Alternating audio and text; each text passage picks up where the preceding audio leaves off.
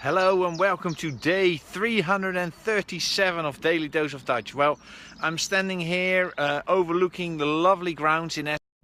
Give you a brief view of this absolutely gorgeous morning, and I'm standing here next to a lovely stream. And actually I did walk to the office. I'm nearly there.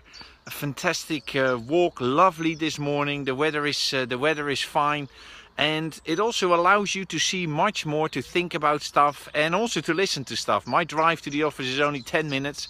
So listening to podcasts and audiobooks is, well, quite reduced. So the advantage of walking for 50 minutes gives me the opportunity to listen to a book or to some audio programs. And there is a book that I would like to recommend to you. And I put it in the title. The title is I Know What to Do, So Why Don't I Do It?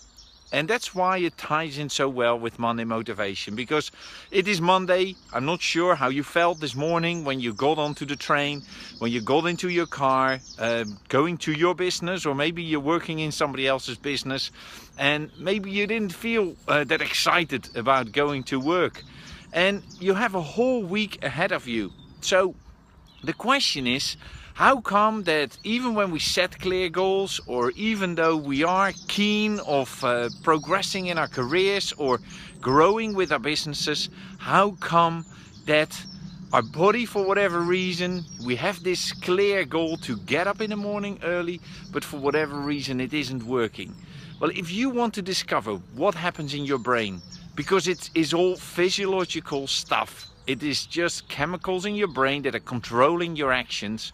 And the good thing is, if you get a better understanding of these chemicals, if you get a better understanding what actually happens to you, you can do something about it. So check out this book. I Know What to Do, So Why Don't I Do It, by Nick Hall. And one of the things that he mentions in his book, which also ties in with Monday motivation, and I've mentioned it a couple of times, he refers to Viktor Frankl, and I've done it a couple of times. What happens to us we cannot control. Whether we have an awful boss, whether we have customers or clients that are making our life miserable, whether we have colleagues that are awful to work with. Whatever life is throwing at you, maybe you're struggling in your relationships, maybe you are suffering financially. Whatever life throws at you, you cannot control that. But what you can control is how you respond to it.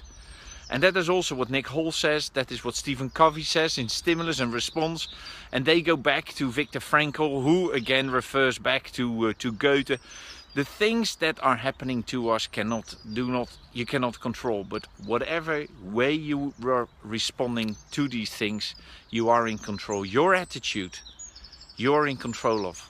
So if you're in a job now that you don't like, if you're working with colleagues that are not very encouraging, very stimulating, if you are in a business and you're facing adversity and things are not that easy, then make sure that you can control your attitude. You can learn, you can develop, and you can grow.